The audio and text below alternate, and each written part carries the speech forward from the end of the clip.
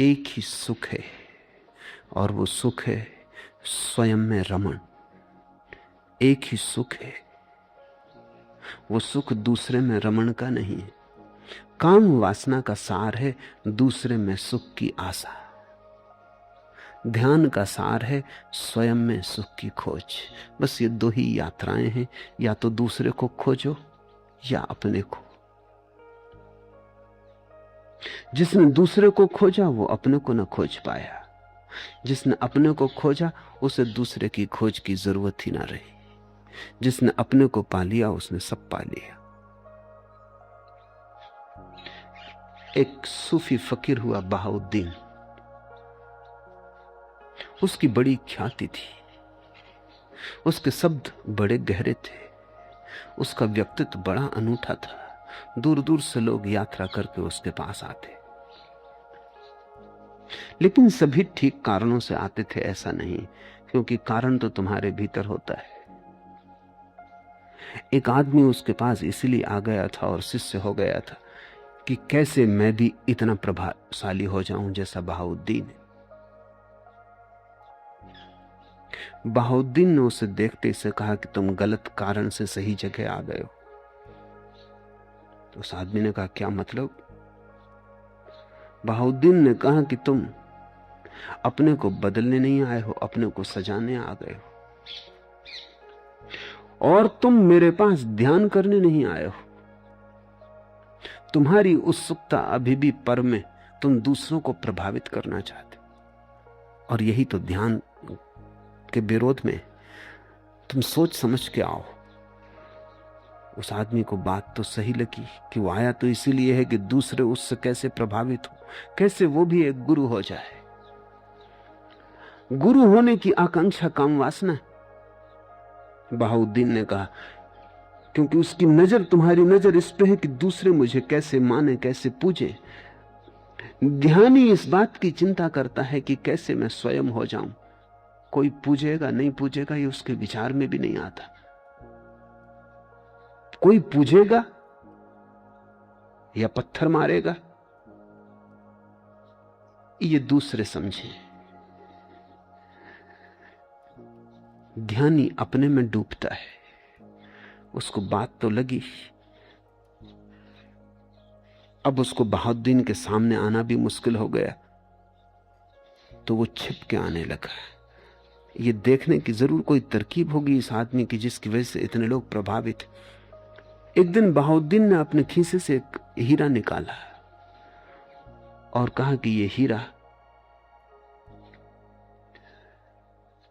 ऐसा ही मूल्यवान है जैसा सत्य मूल्यवान होता है, और ये हीरा बड़ा चमत्कारी है। उस आदमी ने सोचा कि मिल गई बात, इसी हीरे की वजह से यह आदमी इतना प्रभावी है। रात छिप गया वो। जब सब सो गए वो अंदर गया, खीसे में बहाउद्दीन का हीरा निकाल के भाग खड़ा हुआ। लेकिन हीरा लेके उसने बड़ी कोशिश की, कोई प्रभावित ना हो, हाथ में रख के बैठा रहे, कोई पूजा ना करे।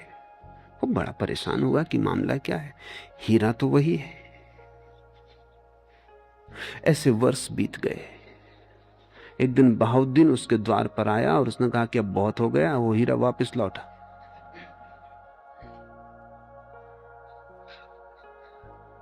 उस आदमी ने कहा लेकिन मैं इसी हीरे के बल बड़ा प्रभाव पैदा करने की कोशिश कर रहा हूं, कोई प्रभावित ही नहीं होता, मामला क्या है? बहाउद्दीन ने कहा जब तक तू हीरा ना हो जाए तब तक तेरे हाथ में आया हीरा भी पत्थर हो जाएगा, और तू अगर हीरा हो गया तो तेरे हाथ में आया हुआ पत्थर भी हीरा हो जाता। तू कब तक बाहर की चीजों में परेशान रहेगा? इस हीरे में कुछ भी नहीं रखा है, तू उसे वापस लौटा दे। उस दिन जानता था कि तू छिपा है, इसलिए हीरा निकाला था ताकि तुझसे छुटकारा हो। जब तू रात निकाल के ले गया जेब से तब भी मैं जागा था, क्योंकि योगी कहीं सोता है। इसलिए तो मुझे पता है कि हीरा कहां है, और तूने अब काफी दिन प्रयोग कर लिया, अब लौटा दे। और अब तो समझ, बाहर से नजर को भीतर हटा। हीरा मांगने नहीं आया हूं, तुझे बुलाने आया हूं कि अब तुझ में अकल आ जानी चाहिए। जीवन के दो ही ढंग हैं, या तो बाहर का हीरा या भीतर का हीरा। जीवन के दो ही मार्ग हैं, या तो तुम भिखारी की तरह खोजते रहो हाथ फैलाकर भिक्षा पात्र लिए, या तुम सम्राट हो जाओ, अपने भीतर झांको। प्रमाद में मत लगे रहो, कामरति का मत गुणगान करो। प्रमाद रहित व ध्यान में लगा पुरुष विपुल सुख को प्राप्त होता है। ये ध्यान की खोज क्या है? ध्यान की खोज उस मूल स्रोत की खोज है जो नितांत तुम्हारा स्वभाव है, जिसे तुमसे अलग नहीं किया जा सकता। मेरा हाथ तुम काट सकते हो, वो मेरा स्वभाव नहीं, क्योंकि बिना हाथ के भी मैं रहूंगा। मेरी आंख तुम फोड़ सकते हो, वो मेरा स्वभाव नहीं, क्योंकि बिना आंख के भी मैं रहूंगा।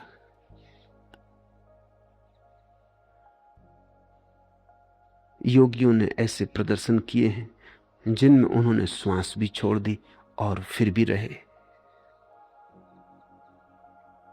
तो श्वास भी स्वभाव नहीं है।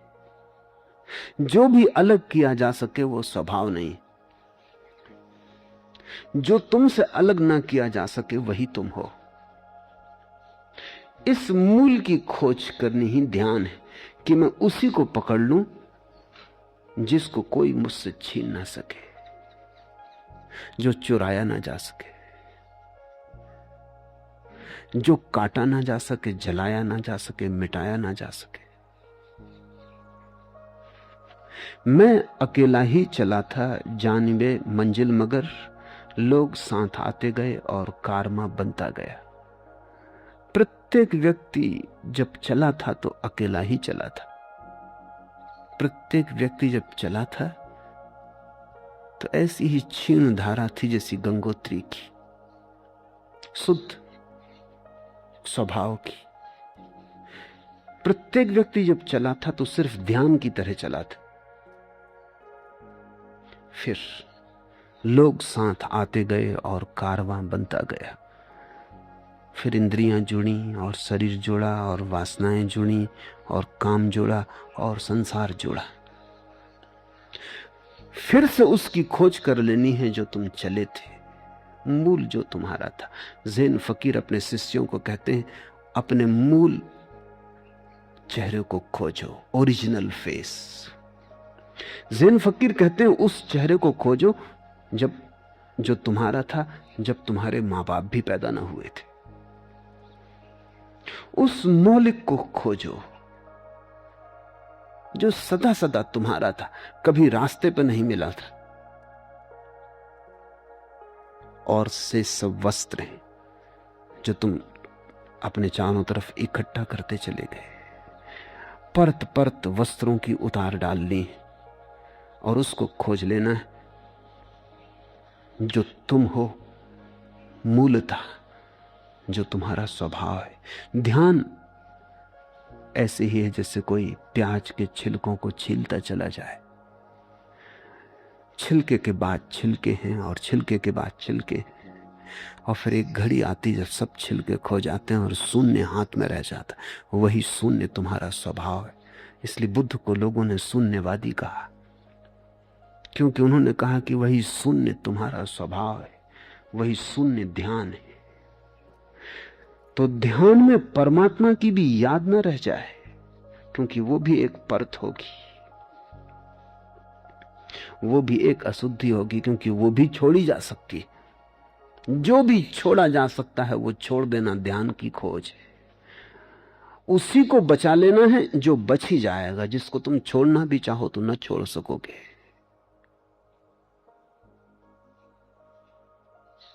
और जैसे ही कोई व्यक्ति उस मूल स्वभाव को पहुंच जाता है, आनंद की अपरसीम वर्षा हो जाती। कबीर ने कहा कि मैं नाच रहा हूं और अमृत बरस रहा है। उस शून्य की घड़ी में सब मिल जाता है। सब जो तुमने चाहा था और जो तुमने चाहा नहीं भी था, जो तुमने सोचा था और जिसे तुम सोच भी ना सकते थे, सब, कोई कमी नहीं रह जाती। संतोष तभी उपलब्ध होता है, उसके पहले संतोष सब मन को समझाना है। अपने मन को समझा लेना एक बात है कि ठीक है संतोष करो, क्योंकि लोग कहते हैं संतोष में सुख है। मैं तुमसे कहता हूं सुख में संतोष है। संतोष में क्या खाक सुख होगा, क्योंकि जो संतोष करके सोच रहा है सुख मिल जाए वो दुखी तो है ही। लोग कहते हैं कि हम तो अपनी गरीबी में संतोष कर रहे हैं, लेकिन गरीबी का पता है तो पीड़ा है।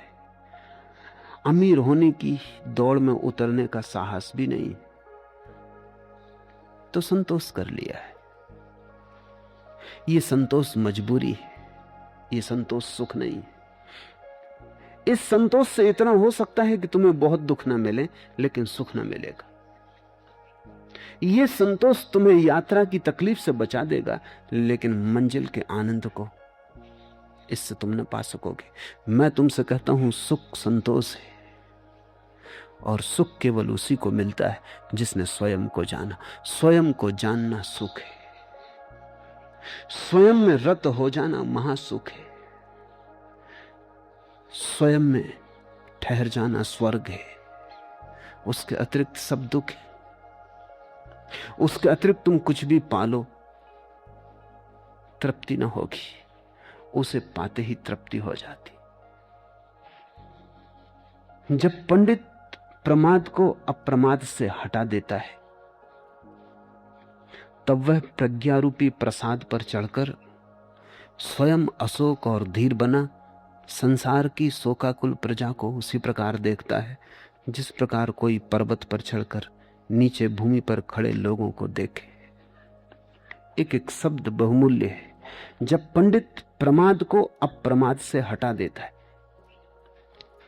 अंधेरे को हटाने का और कोई उपाय भी नहीं। कैसे हटाओगे अंधेरे को? दिया जला लो। तलवारें लाने की जरूरत नहीं है कि अंधेरे से लड़ो, न बम बंदूक काम आएगी, न पहलवानी की कोई जरूरत है। मोहम्मद अली को भी लड़ाओगे अंधेरे से तो मोहम्मद अली ही हारेगा, अंधेरा हारने वाला नहीं, क्योंकि अंधेरा है ही नहीं। उससे लड़ोगे कैसे? लड़ने के लिए भी तो कोई चाहिए। अंधेरा तो अभाव है, तो अंधेरे को धक्के मत देने लग जाना। बहुत लोग यही कर रहे हैं। कोई क्रोध से लड़ रहा है, कोई काम से लड़ रहा है, कोई लोभ से लड़ रहा है, कोई मोह से लड़ रहा है। ये सब अंधेरे से लड़ने वाले लोग। बुद्ध पुरुषों ने ये नहीं कहा है। बुद्ध कहते हैं जब पंडित प्रमाद को अप्रमाद से हटा देता है, अंधेरे को हटाने का एक ही उपाय है, दिए को जला लेना। जब पंडित ज्ञानवान व्यक्ति प्रमाद के अंधकार को अप्रमाद के दिए से हटा देता है, बेहोशी को होश से तोड़ डालता है, और कोई उपाय नहीं है। इसलिए तुम क्रोध से मत लड़ना। उतनी ही शक्ति ध्यान को पाने में लगाओगे तो ध्यान भी मिल जाएगा, और क्रोध तो अपने से चला जाता है। जितनी शक्ति लोगों ने अंधकार से लड़ने में लगाई वो व्यर्थ ही गई, और अंधकार हंसता है, तुम्हारा मजाक उड़ाता है, क्योंकि वो मूढ़तापूर्ण है। कभी नकार से मत लड़ना, संसार से मत लड़ना, सत्य को पाने की चेष्टा करना। नींद से मत लड़ना, जागने की फिक्र करना। नींद तो अपने से चली जाती है। ख्याल रखना, जिससे हम लड़ते हैं वो है या नहीं। अगर है तो लड़ाई हो सकती है, अगर नहीं है तो कैसे लड़ाई होगी? और जो नहीं है वो शक्तिशाली मालूम होगा। अंधेरे से लड़ो, अंधेरा बड़ा शक्तिशाली मालूम होगा। कितने ही हाथ पैर चलाओ, उस पर कोई असर नहीं होता। कितना ही उछलो कूदो, तुम ही थक जाते हो, अंधेरा नहीं थकता। पोटली में बांधो, पोटली बाहर चली जाती, अंधेरा वहीं के वहीं रह जाता है। तो तुम्हें लगेगा, तर्क कहेगा अंधेरा बड़ा शक्तिशाली। अंधेरा शक्तिशाली नहीं, अंधेरा है ही नहीं, तुम्हारी भूल है। छोटे से दिए को जलाओ। अंधेरे से लड़ने में जितनी शक्ति लगती थी उसको रोशनी बनाने में लगाओ। इसलिए मैं कहता हूं संसार से मत लड़ो, सत्य को खोजो। गृहस्थी को छोड़ के मत भागो, सन्यास को जगाओ। विधायक की चिंता करो, नकार की चिंता मत करो। जब पंडित प्रमाद को अप्रमाद से हटा देता है, वही एकमात्र रास्ता है। इसलिए बुद्ध उसे पंडित कह रहे हैं। वही ज्ञानवान है जो दिए को जलाता है। जो अंधेरे से लड़ता है वो महामूढ़ है। तब वह प्रज्ञा रूपी प्रसाद पर चढ़कर, ये एक समझने की बात है, बौद्ध चिंतन, मनन और ध्यान की प्रक्रिया का एक गहनतम सूत्र है। बुद्ध कहते हैं पहले व्यक्ति को प्रमाद तोड़ना है, अंधेरा तोड़ना है। ये तोड़ना प्रकाश के लाने से होगा। तो प्रमाद मिटाना है, अप्रमाद जगाना है। लेकिन जब पहली दफे अप्रमाद आता है तो वो इतनी बड़ी घटना है, वो इतनी विराट घटना है कि व्यक्ति उसमें डूब जाता है। जब पहली दफा ध्यान घटता है तो ध्यान में ही व्यक्ति खो जाता है। जो यहां ध्यान कर रहे हैं उनको इसके अनुभव होते हैं। जब पहली दफा ध्यान घटता है तो लोग मेरे पास आके कहते हैं क्या हुआ, कुछ समझ में नहीं आता, विचार तो चले गए लेकिन अपना होश भी ना रहा। नींद थी कि ध्यान था, बीच में एक अंतराल आ गया, कुछ क्षणों के लिए कुछ भी ना रहा। तो हम सो गए थे, खो गए थे या जाग गए थे, कुछ पता नहीं चलता। कोई स्मृति भी नहीं बनती उस घड़ी की। इतनी बड़ी घटना है ध्यान कि स्मृति का यंत्र अवाक होकर ठहर जाता है, काम नहीं करता। बड़ी मीठी घटना है। सूफी फकीर बायजीद के संबंध में वो एक दिन बोल रहा था,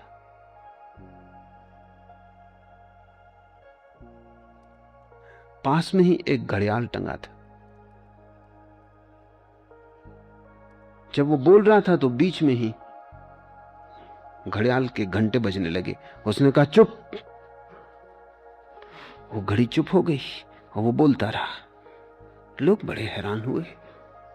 जब वो बोल चुका तब घड़ी जहां रुक गई थी, जितने घंटे बजाने बाकी रह गए थे वो उसने बजाए। लोगों ने कहा कि राज समझे नहीं, ये मामला क्या है। बायजीद ने कहा कि जब भीतर का समय रुक गया तो घड़ी न मानेगी। ऐसा हुआ हो जरूरी नहीं, पर बात महत्वपूर्ण है। भीतर की घड़ी जब रुक जाती तो बाहर की घड़ी का क्या कहना। जब ध्यान उतरता है तो समय की धारा ठहर जाती है। जब ध्यान उतरता है तो स्थान का भाव खो जाता है। तुम कहां हो, कब हो, कौन हो, सब ठहर जाता है। स्मृति का यंत्र अवाक हो जाता है, चौंक के रुक जाता है। ध्यान का समय आता है, चला जाता है। जब तुम वापस लौटते हो अपनी तंद्रा के जगत में, विचार में, और घड़ी फिर घंटे बजाती है, तब तुम सोचते हो हुआ क्या, क्या मैं सो गया था। लेकिन सोने की भी याद होती है। रात तुम आज सोए थे, सुबह तुम कहते हो बड़ी गहरी नींद आई, या एक दिन तुम कहते हो नींद ठीक से ना आई, उथली उथली रही, उबड़ खाबड़ रही, सपने बहुत रहे, राहत न मिली, विश्राम न मिला, रात भर पड़े रहे, करवटें बदली। नींद आई, टूट टूट के आई, टुकड़ों टुकड़ों में आई, सातत्य ना रहा।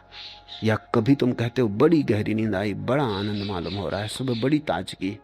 तो नींद की तो स्मृति बनती है, ध्यान की स्मृति नहीं बनती। पर पहली दफा जब ध्यान घटता है तो ऐसा ही लगता है जैसे कि सब खो गया। हुआ क्या, हम कहां थे, हम कहां खो गए थे।